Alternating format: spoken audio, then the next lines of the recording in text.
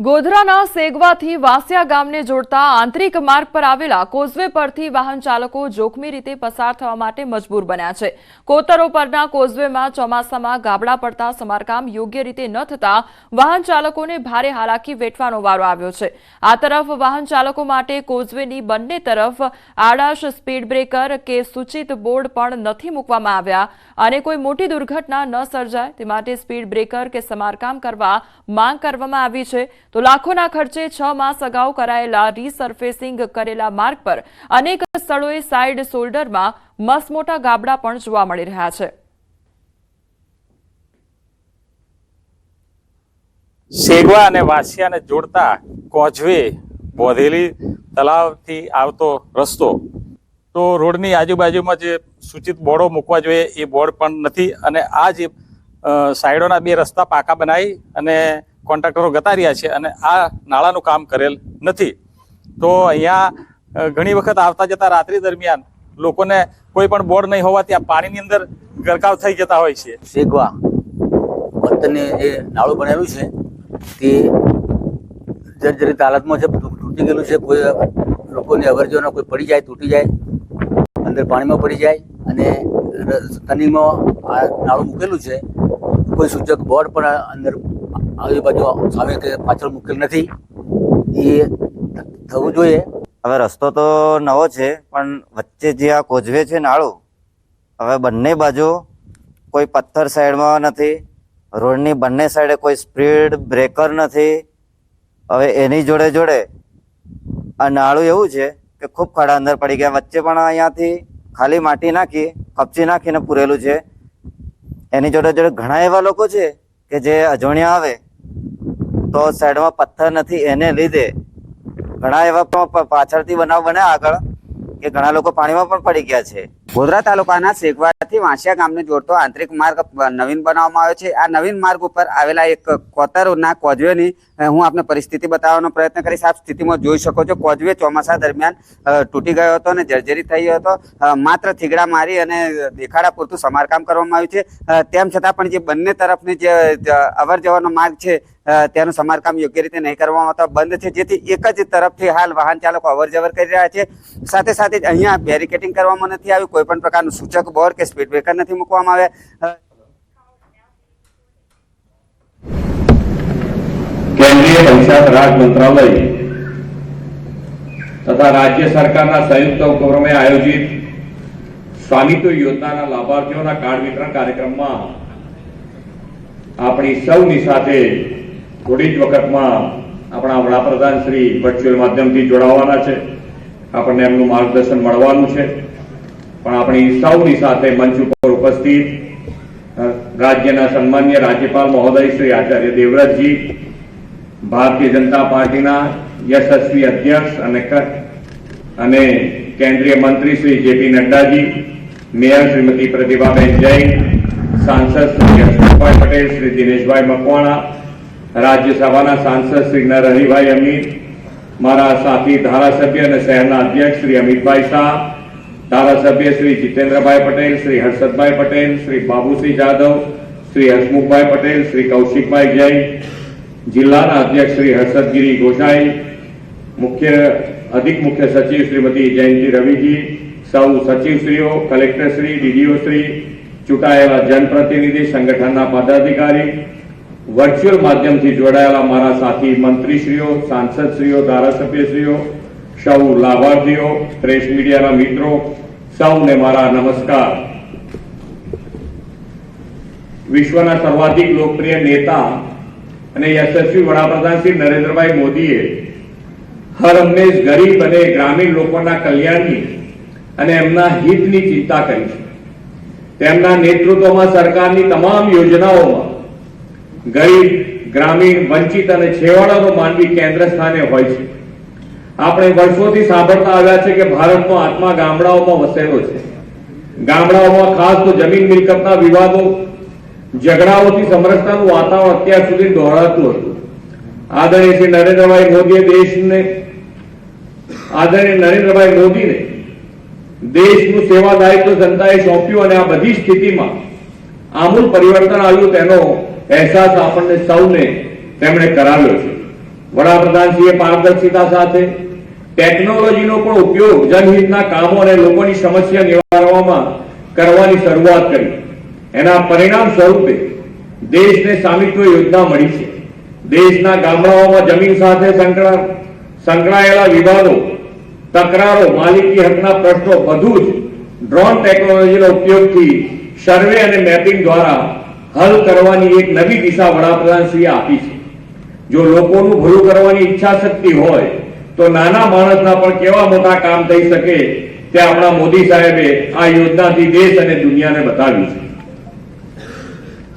આજે એક જ દિવસમાં ગુજરાતના 415 ગામોના 64,000થી વધુ પ્રોપર્ટી કાર્ડ સ્વામિત્વનું વડાપ્રધાનશ્રીની વર્ચ્યુઅલ ઉપસ્થિતિમાં થવાનું છે.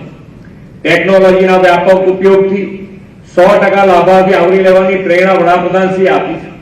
વડાપ્રધાન શ્રી નરેન્દ્રભાઈ મોદીના નેતૃત્વમાં સ્વામિત્વ યોજના 2.25 કરોડથી વધુ પ્રોપર્ટી કાર્ડ તૈયાર કરવાનો માઇલસ્ટોન પાર પાડ્યો છે. ગુજરાતમાં 12,23,000થી વધુ પ્રોપર્ટી કાર્ડ તૈયાર થયા છે. જિલ્લા અને ગ્રામ્ય કક્ષાએ પણ પ્રોપર્ટી કાર્ડ વિતરણના કાર્યક્રમમાં મંત્રીશ્રીઓ તથા પદાધિકારીઓ જોડાયા છે.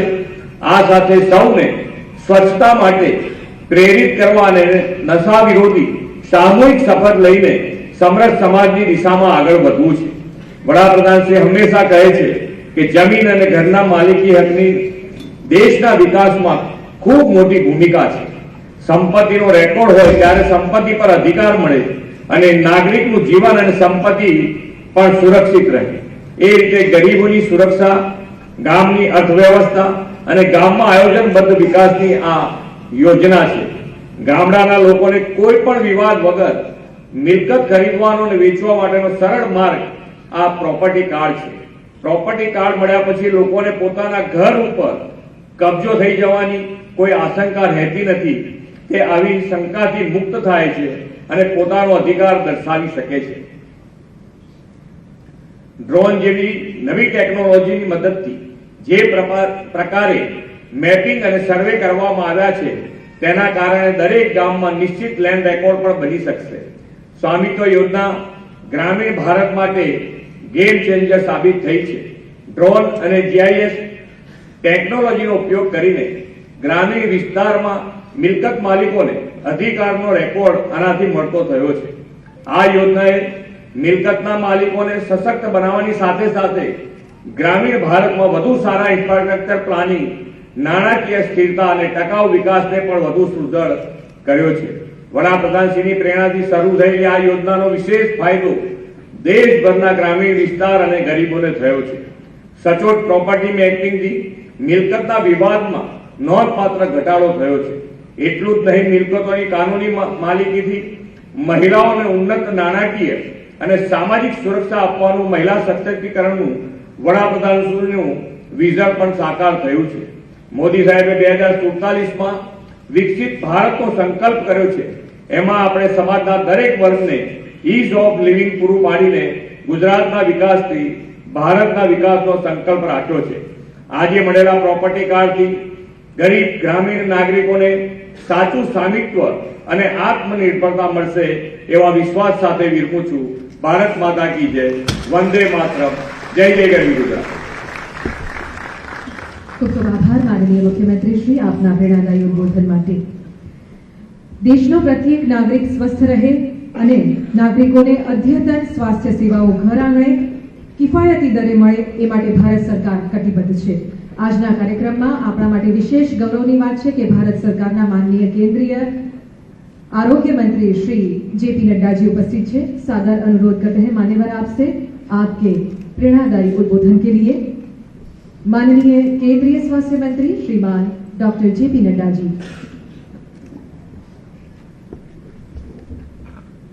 आज के इस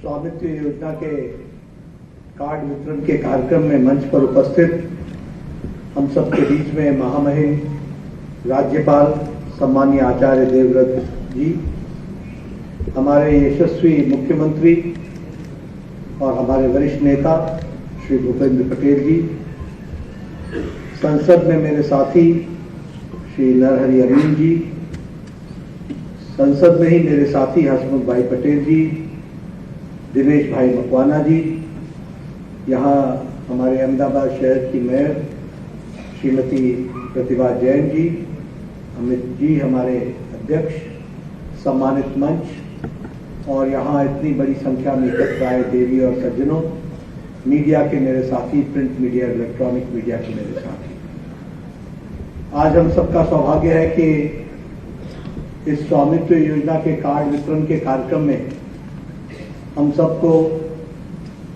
हमारे भारत के यशस्वी प्रधानमंत्री श्री नरेंद्र मोदी जी का मार्गदर्शन मिलने वाला है और हम सब लोग आतुर होकर के उनके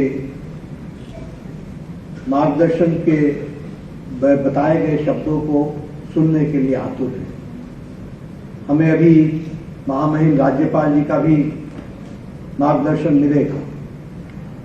मुझे कहा गया है कि इस बीच में मैं भी कुछ स्वामित्व योजना की दृष्टि से कुछ आपसे चर्चा करूं। सबसे पहले तो मैं अगर स्वामित्व योजना की चर्चा करूं उससे पहले एक बात वाइडर पर्सपेक्टिव में, एक जिसे हम कह सकते हैं होलिस्टिक अप्रोच में हमको ध्यान में रखने की जरूरत है।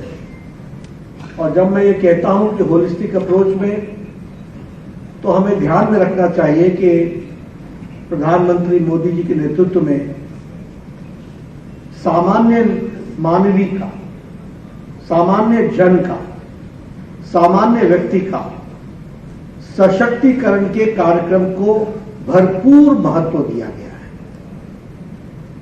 पीपल सेंट्रिक, उसको ध्यान में रख करके उनके नेतृत्व में पिछले 10 वर्षों से मोदी जी की पहले 2014 से 19 की सरकार और 2014 से 19 और 19 के बाद जो हमारी दूसरी सरकार बनी और अभी 25 से 24 से जो हम मोदी 3 में 03 में चल रहे हैं, ये तीनों सरकारों में इस बात को ध्यान में रखा गया कि हम सामान्य मानवी के लिए किस तरीके से उसके सशक्तिकरण के लिए काम कर रहे हैं। और जब मैं सशक्तिकरण की बात करता हूं तो फोकस में रहा गांव, गरीब, वंचित, पीड़ित, शोषित, दलित, युवा, किसान, इन सब पर फोकस करके किस तरीके से उसको मेन स्ट्रीमिंग की जा सकती है, उसको मुख्य धारा में लाया जा सकता है, उसको ध्यान में रख करके सारे कार्यक्रमों का नियोजन किया।